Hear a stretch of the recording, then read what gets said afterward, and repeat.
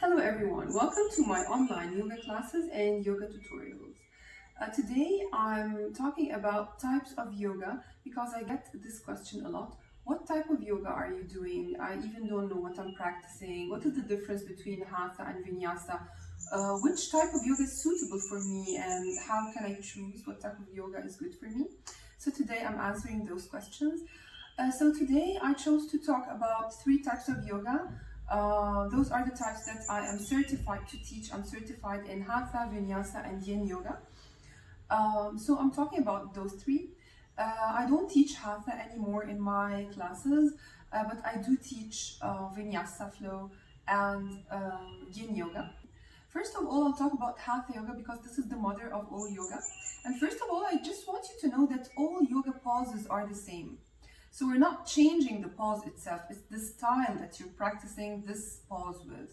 So in Hatha Yoga, Hatha is very suitable for beginners because in Hatha Yoga, the teacher just teaches you each pose step by step, very slowly, until you get it, and then you pause in this posture and just breathe.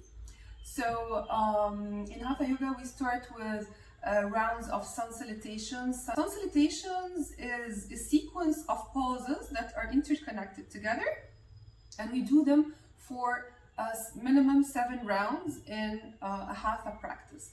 And this is considered like a warm-up for the practice. After you're done with your sun salutations in a Hatha practice, you start doing poses. Like the teacher chooses few standing poses, few seated poses, and few sleeping poses.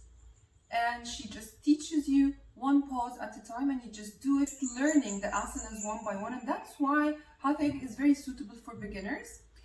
In my tutorials, I will post short videos to teach you each asana one by one so that you are able to flow with me in a Vinyasa flow. And this is the next type of yoga that I will be talking about right now. So what is a Vinyasa flow and what's the difference between Vinyasa and Hatha? So in a Vinyasa, all poses are interconnected together in a beautiful flow. So it's the style of yoga is different. So you're getting into the poses through a flow, and there's a transition from one pose to another. So in a Vinyasa, it's very unlikely to find yourself in one pose and all of a sudden in a totally different place. But we'd rather choose poses that go together, that you have access to a transition, from transitioning your foot from one place to another, taking you into the next pose and then into the next pose. So this is how all asanas means poses, all asanas are interconnected together through a transition. So in a Vinyasa Yoga, you create this heat in the body because you're flowing and moving all the time.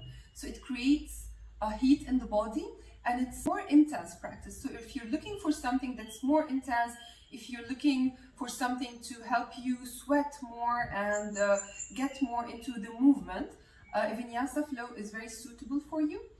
My type of teaching a Vinyasa flow is a slow flow Vinyasa, which keeps you flowing, creates the heat in the body, and at the same time, you have the time to pause and breathe, because as I told you, breathing is everything in yoga. You will not get the benefits of a pause if you're not pausing and breathing in it.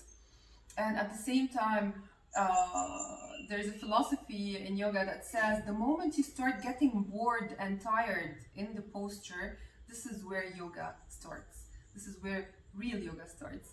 So in all cases, we move with the breath, whether you're moving or pausing.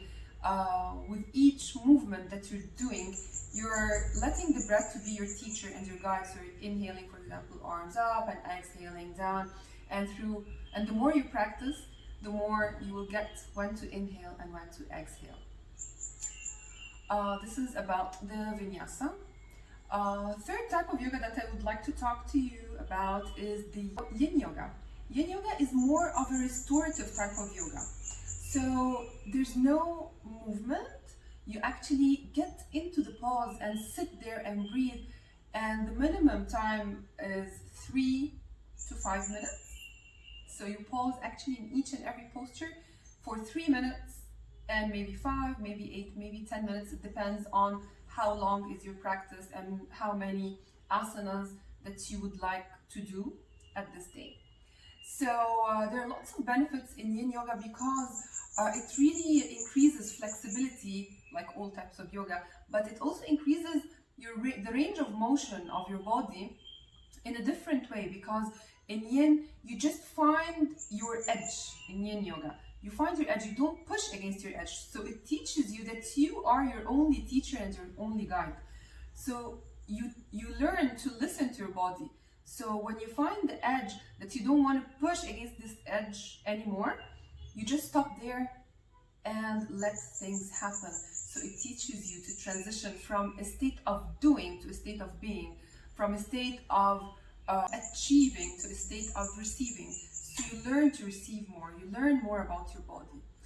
And what happens when you just sit there and just pause and breathe, what happens is your body starts melting more and more into the pause. So it starts opening up naturally without doing an extra effort. So when you just pause for a few minutes and breathe, maybe after the first minute, if you're, for example, in a forward fold, after the first minute, you find yourself melting and getting deeper into the posture. And this is where the body starts opening up more and more. What also happens in Yin Yoga is when you just accept where you are right now, taking yourself to a place where you are the watcher or the observer or the witness of the moment, and you're not judging yourself, you're just accepting where you are right now. This is where things start to happen naturally.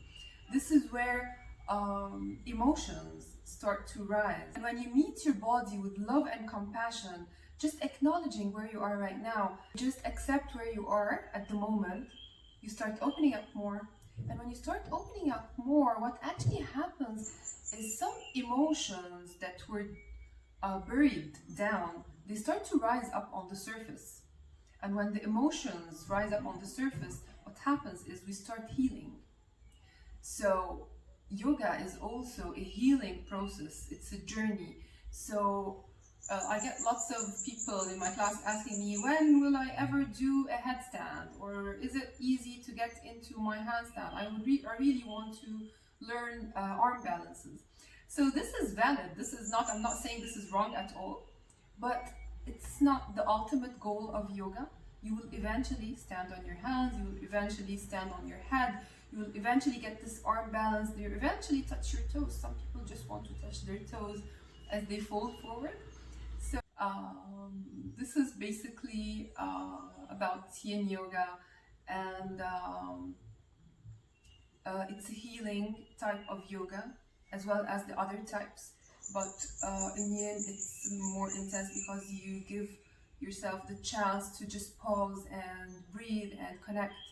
And it's a very good chance that you learn to meditate as well, because when you're pausing in one pause for 5 to 8 minutes, your mind starts to wander, and this is where you need to tame the mind. You're not blocking the thoughts, but you start to be in control of your own thoughts instead of letting the thoughts come up on the surface and interrupt your practice. You know what to do then. You know just to allow yourself to be the observer, allowing the thought to come and allowing it to go and pass by like a visitor. And this is what I will teach you in my meditation video next time. Thank you so much for joining me today. Please take a moment to subscribe to my channel, and if you want to get notifications whenever I post new video, you can swipe the bell button to the right side. And please take a moment, if you like this video, to like and maybe share with your friends if you find it helpful for you. And I'm sending you lots and lots of love from my heart to yours. Namaste, everyone.